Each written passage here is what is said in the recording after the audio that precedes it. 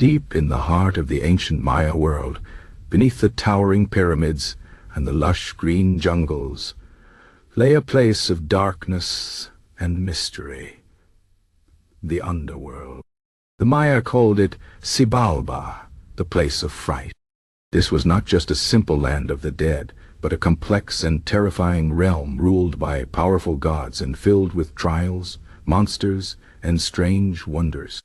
To the Maya, death was not the end but a journey, and Xibalba was the dangerous path every soul had to face. The entrance to Xibalba was believed to be hidden in a cave or a sinkhole, known as a cenote. These natural pits, filled with dark water, were sacred to the Maya. They saw them as portals to the world below. When someone died, their spirit would descend into the depths, beginning a long and perilous journey through the 9 layers of Xibalba. Each level was more treacherous than the last, and only the bravest or most cunning souls could hope to survive. The lords of Xibalba were cruel and cunning gods, always eager to trick the dead. The 2 most powerful were Hun-Came and Vucub-Came, whose names meant 1 death and 7 death.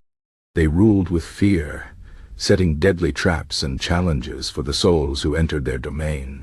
Other gods, like Xibalba and Cuchumaquik, spread sickness and suffering, while Ahalpu and Ahalgana caused swelling and disease.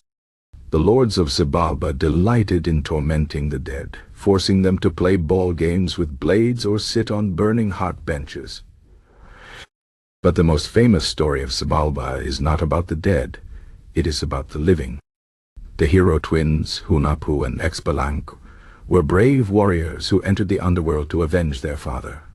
Long before their journey, their father and uncle, also named Hunahpu and Vucub-Hunahpu, had been tricked by the lords of Xibalba into playing a ball game, and lost. As punishment, they were sacrificed, and their heads were hung from a calabash tree as a warning. Years later, the hero twins learned of their father's fate, and decided to challenge the lords of Xibalba. They were clever and fearless, using magic and tricks of their own to survive the deadly tests set before them. They passed through the House of Gloom, where darkness swallowed all light, and the House of Knives, where sharp blades flew at them from all directions.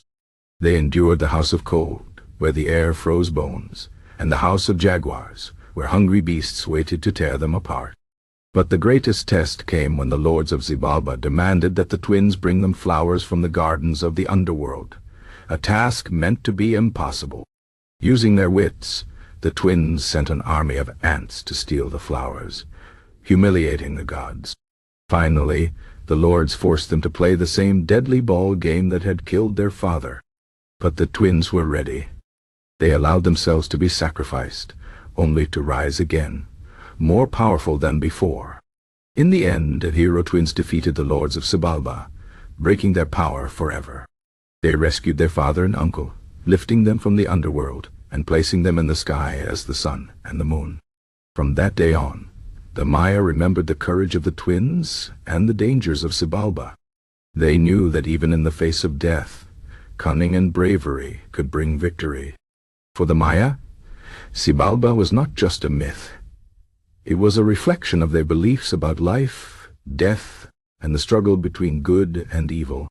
The stories of the underworld taught them that even in darkness there was hope, and that the gods could be challenged.